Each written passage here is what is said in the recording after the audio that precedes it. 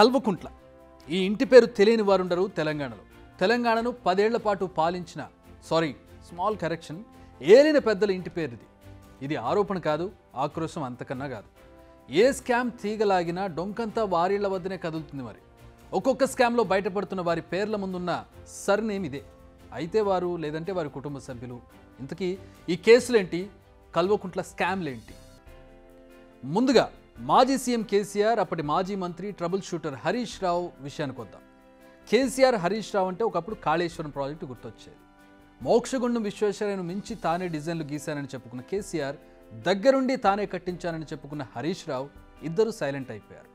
మేడిగొడ్డ కుంగిపోవడాన్ని తక్కువ చేసి చూపించడానికి విశ్వ ప్రయత్నాలు చేస్తున్నారు. కానీ ఎందుకు కుంగిందన్న దానికి మాత్రం సమాధానం లేదు. అంచనాలను 80,000 కోట్ల నుంచి 1,50,000 కోట్లకు తీసుకెళ్లారు. హడావుడిగా నిర్మించారు. ఇంత పెట్టి నిర్మిస్తే 3 ఏళ్లు కాకముందే కుంగిపోయింది. మరి ఈ నిర్మాణంలో నిజంగానే అంత డబ్బు ఉపయోగించారా? కమిషన్ల కోసం నాణ్యత విషయంలో రాజీ పడ్డారా? ఆ డబ్బంతా కాంట్రాక్టర్లు, నేతల జేబుల్లోకి వెళ్ళిందా? ఇప్పుడు ఇవే డౌట్స్. విచారణ జరుగుతోంది. అటు ఏసీబీ, ఇటు ఎన్డీఎస్ఏ లెక్కలు తీస్తున్నాయి. ప్రస్తుతం ఆరోపణలు ఎదుర్కొంటున్న ఇద్దరు పెద్దల మెడకు ఈ కేసు చుట్టుకోవడం ఖాయంగా కనిపిస్తోంది. ఎందుకంటే కాళేశ్వరం విషయంలో కర్త, కర్మ, క్రియ ఈ ఇద్దరు నేతలే. ఇప్పుడేదో ఇది కొత్తగా చేస్తున్న ఆరోపణ కాదు.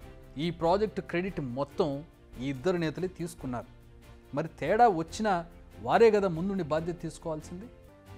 ఏరు దాటే వరకు ఓడమల్లన్న, ఏరు దాటిన తర్వాత బోడమల్లన్న అంటే నడవదు కదా. సో కల్వకుంట్ల కుటుంబంలో మరో స్కామ్ స్టార్. సీఎం కేసీఆర్ ముద్దులతనయ, కల్వకుంట్ల కవిత.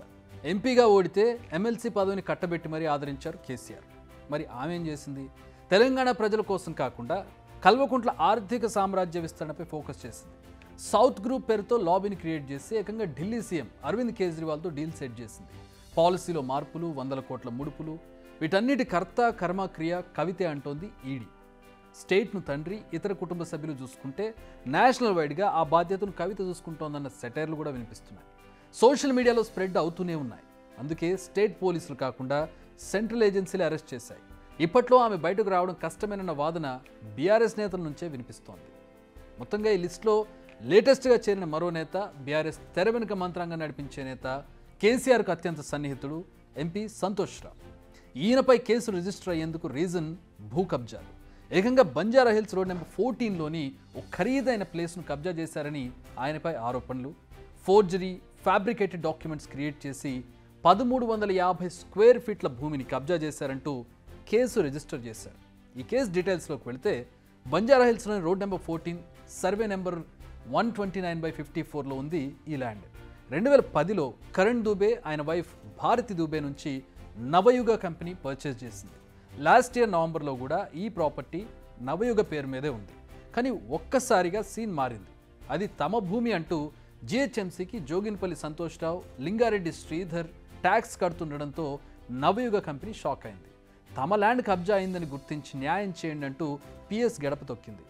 సంతోష్ అండ్ శ్రీధర్పై 420, 468, 471, 447 కింద కేసు నమోదు చేశారు. అంతా తూచ్, అది లీగల్గా కొన్న ల్యాండ్ అంటూ సంతోష్ రావు చెబుతున్న రిజిస్ట్రేషన్ డాక్యుమెంట్లపై మాత్రం ఎన్నో అనుమానాలు. ఎప్పుడో నవయుగ కొనుక్కున్న ల్యాండ్ మళ్ళీ సంతోష్ రావుకి ఎలా అమ్ముతారన్నదే మెయిన్ క్వశ్చన్. దీన్ని తేల్చే పనిలో పడ్డారు పోలీసులు. తన కన్ను పడితే ఆ భూమి కబ్జానే అన్న తీరుగా వ్యవహరించిన మరో వ్యక్తి కల్వకుంట్ల తేజేశ్వర్ అలియాస్ కన్నారావు. ఈ పెద్ద మనిషి మాజీ సీఎం కేసీఆర్ అన్న కొడుకు. ఆయనపై లేటెస్ట్గా భూ కబ్జా కేసు ఫైల్ అయింది. ఆదిపట్లలో ఓ ల్యాండ్పై కన్ను పడ్డంతో ఆక్రమించుకోవడానికి స్కెచ్ చేశారు. ఆ సైట్ దగ్గర నానా బీభత్సం సృష్టించారు. ఫెన్సింగ్ ధ్వంసం చేశారు. అక్కడున్న బ్లూ షీట్స్కు నిప్పు పెట్టారు. అక్కడున్న గోడలను కూల్చేశారు. కన్నారావు కనుసైగ చేస్తేనే ఇదంతా జరిగిందనేది బాధితుల మాట. బాధితులు కన్నారావుతో పాటు ఏకంగా 35 మంది బీఆర్ఎస్ నేతలపై కేసు ఫైల్ చేశారు. కేసు నమోదవడంతో పరారయ్యాడు కన్నారావు. ఆయన అనుచరులను మాత్రం పోలీసులు ఇప్పటికే లోపల వేశారు. కన్నారావు దొరికితే ఆయన కూడా కటకటాల వెనక్కి వెళ్లాల్సిందే. ఇది జోగిన్పల్లి సంతోష్రావు, కల్వకుంట్ల కన్నారావు ల్యాండ్ ఫైల్స్. ఇక బీఆర్ఎస్ పార్టీలో నెంబర్ 2 జూనియర్ సీఎంగా పేరుగాంచిన కేటీఆర్పై కూడా అనేక ఆరోపణలు ఉన్నాయి. ఔటర్ రింగ్ రోడ్ లీజ్ విషయంలో ప్రభుత్వ ఖజానాకు నష్టం చేశారన్నది మెయిన్ అలిగేషన్. ఈ టెండర్ లీజ్ను ఏకంగా 30 ఏళ్లకు ఐఆర్బీ కంపెనీకి వెళ్లడం వెనుక చాలా పెద్ద స్కామే జరిగిందన్న ఆరోపణలు ఉన్నాయి. 30 ఏళ్ల కాలానికి కేవలం 7,380 కోట్లకే ఎలా కట్టబెట్టారు, ఎందుకు కట్టబెట్టారనే దానిపై చాలా పెద్ద దుమారమే రేగింది. కేటీఆర్ కనుసన్నల్లోనే ఈ కాంట్రాక్ట్ జరిగిందన్న ఆరోపణలు వినిపించాయి. ప్రస్తుతం రేవంత్ సర్కార్ దీనిపై ఫుల్ ఫోకస్ పెట్టింది. టోల్ టెండర్ల అవకతవకలపై ఇన్వెస్టిగేషన్ చేయాలని ఆర్డర్స్ చేశారు సీఎం రేవంత్. కనీస రేట్ నిర్ణయించకుండా టెండర్లు ఎలా పిలిచారు, ఎవరి ప్రమేయంతో ఇది జరిగింది, ఏ ఏ సంస్థలు ఉన్నాయి, ఎవరు బాధ్యులు, ఇలా అన్ని కోణాల్లో దర్యాప్తు జరగాలన్నారు. ఈ ఆరోపణలకు తగ్గట్టు ఇప్పుడు పరిస్థితులున్నాయి. నిజానికి గతంలో ఈగిల్ సంస్థ ఓఆర్ఆర్ టోల్ను వసూలు చేసేది. అప్పుడు నెలకు 40 కోట్ల ఆదాయం వచ్చేది. కానీ ఇప్పుడు 60 కోట్లకు పైనే వస్తోంది.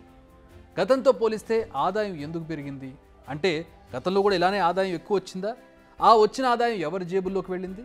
ఇప్పుడు ఈ క్వశ్చన్స్కి ఆన్సర్స్ వెతికే పనిలో ఉన్నారు అధికారులు. నాట్ ఓన్లీ ఓఆర్ఆర్, కేటీఆర్పై అలిగేషన్స్ వచ్చిన మరో ఇష్యూ ఈ ఫార్ములా రేసింగ్. ఈ రేసింగ్ విషయంలో అన్ని తానై వ్యవహరించిన కేటీఆర్ ప్రభుత్వాధికారుల నుంచి పర్మిషన్ రాకముందే రంగంలోకి దిగారు. ఆయన నోటి మాట మీదుగానే ఫండ్స్ రిలీజ్ చేశారు. అందుకే ఈ లీజ్ రద్దు కాగానే ఆయన నెత్తి నోరు బాదుకున్నారు. హైదరాబాద్ ప్రతిష్టను దిగజార్చారంటూ కొత్త రాగం ఎత్తుకున్నారు. దీంతో అసలు విషయాలు ఏంటా అని ఆరా తీస్తే అప్పటి హెచ్ఎండిఏ కమిషనర్ అరవింద్ కుమార్ చెప్పిన విషయాలు కాస్త షాక్ ఇచ్చాయి. ఈ రేసింగ్ కోసం ఒప్పందం కుదిర్చింది కేటీఆర్. ప్రమోటర్స్ ఎవరు ముందుకు రాకపోతే హెచ్ఎండిఏకు ఆ బాధ్యతలు అప్పగించింది కేటీఆర్. ఇప్పుడు ఈ అంశంపై కూడా ఇన్వెస్టిగేషన్ జరుగుతోంది. మొత్తంగా 1.5 కోట్ల ప్రాజెక్టులో కేసీఆర్, హరీష్ రావు, లిక్కర్ స్కామ్లో కవిత, ల్యాండ్ స్కామ్లో సంతోష్, భూ కబ్జాల కేసులో కన్నారావు, ఓఆర్ఆర్ టెండర్స్, ఈ ఫార్ములా రేసులో కేటీఆర్, ఇలా ఒక్కొక్కరు ఒక్కో కేసులో ఉన్నారు. మొత్తానికి కల్వకుంట్ల అంటే కుంభకోణం అనేలా సిచ్యువేషన్ తయారైంది. బంగారు తెలంగాణ రాష్ట్రం ఏర్పడగానే బీఆర్ఎస్ పెద్దలు ఎత్తుకున్న నినాదం. 10 ఏళ్ల పాలన తర్వాత తెలంగాణ ఎంత బంగారుమయమైందో తెలియదు కానీ కొందరు నేతలు మాత్రం అందుకోలేంత ఎత్తుకెదిగారు. వారు ఆడిందే ఆట, పాడిందే పాట, అందిన కాడికి దోచుకో, వీలైనంత దాచుకో, ఇదే సిస్టమ్ కొనసాగినట్టుగా అనిపిస్తోంది. ఇప్పుడు ఈ లెక్కలు బయటకు వచ్చే సమయం ఆసన్నమైనట్టుంది.